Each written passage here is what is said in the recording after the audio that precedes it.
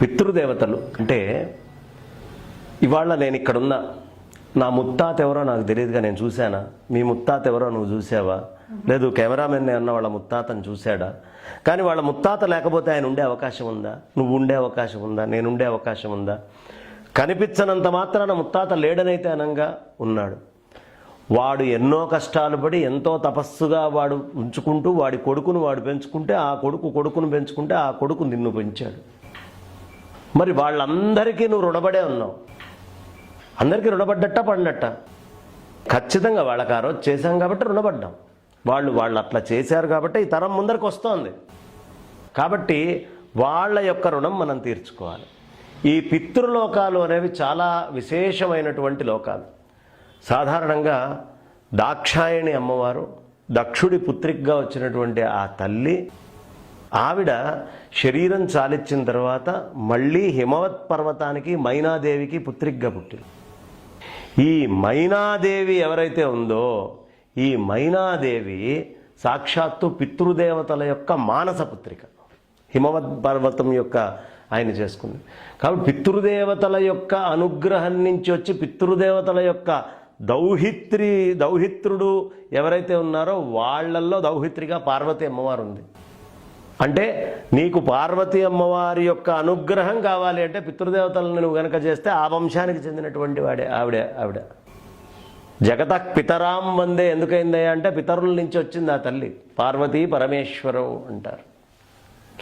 అలాంటి ఆ పార్వతీ అమ్మవారు ఆవిడనిచ్చినటువంటి పూర్వం వాళ్ళందరూ, ఆ పితృదేవత లోకాల్లో ఉండే వాళ్ళందరూ కూడా భూమి మీదకి సంచారం కోసం ఈ భాద్రపద బహుళ పాడ్యమి నాడు వస్తారు.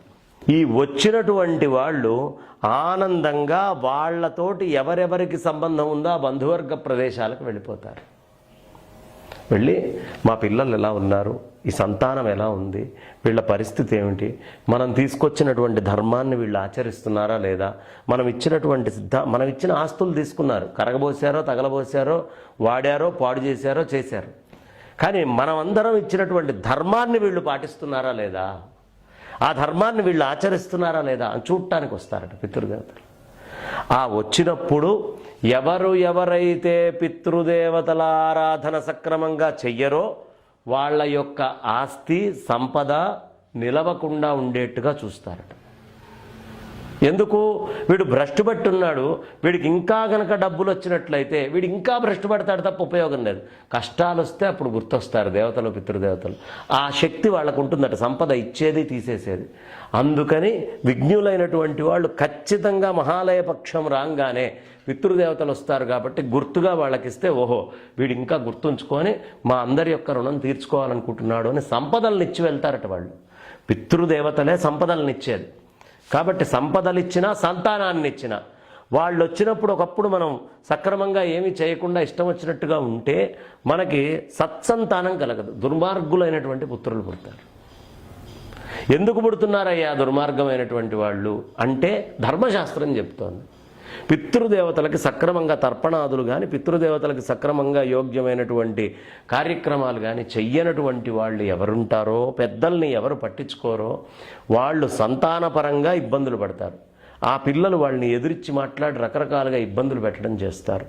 అలాగే సంపదలు కూడా నిలవవు. కాబట్టి వాళ్ళకి ఎలా ఇవ్వాలయ్యా? ప్రత్యక్షంగా ఇవ్వలేరు.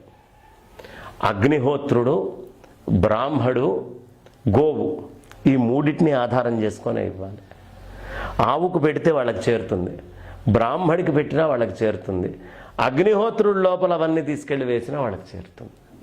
ఈ మూడింటి నుంచే వాళ్ళు తీసుకుంటారు.